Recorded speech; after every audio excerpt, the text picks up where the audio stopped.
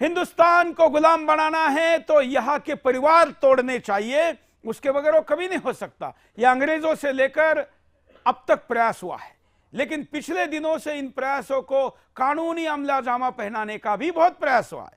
अब हिंदुस्तान में एक नया कानून लाने की आहट है और यह कोर्ट के मार्फत लाया जाए, क्योंकि संसद के अंदर से तो बीजेपी सरकार लाने नहीं देगी, इसलिए कोर्ट में याचिका डाली गई है। दुर्भाग्य की बात है कि कोर्ट ने उसको स्वीकार किया है। याचिका है, कोई पत्नी अपने पति के खिलाफ ही बलात्कार का आरोप कर सकती है, मैरिटल रेप, ये उसका नाम दिया है।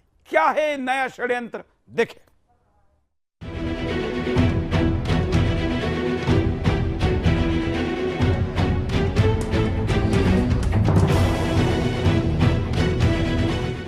देश में विवाह जैसी मजबूत संस्था को कमजोर करने का षड्यंत्र रचा जा रहा है।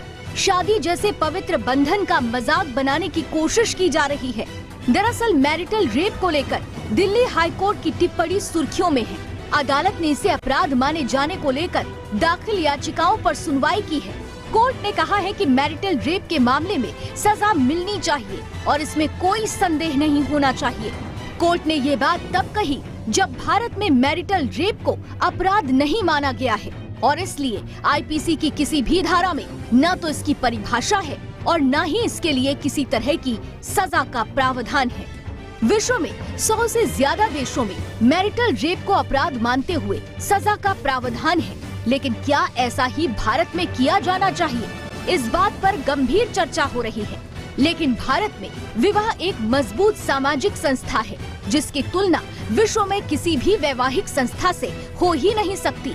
भारतीय संस्कृति और सामाजिक संस्कार विवाह और विवाह में पति पत्नी के संबंधों को जो अधिकार मिले हैं और एक दूसरे के प्रति जो कर्तव्य निर्वहन की परंपरा चली आ रही है, यह कानून उसे कमजोर करता दिख रहा है।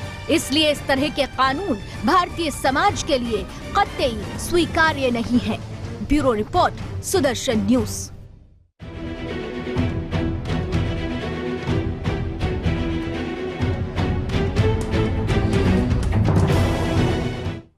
हमने 2016 में भी इस पर कार्यक्रम किया था, 20 में भी किया था, 21 में भी किया था और ये पहले ही बताया था कि ये षड्यंत्र आ रहा है।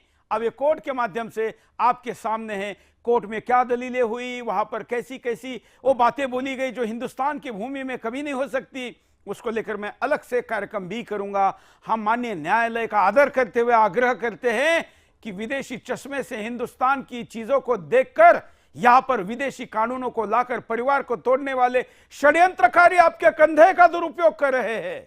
सावधान हो जाइए, हिंदुस्तान इसको स्वीकार नहीं करेगा।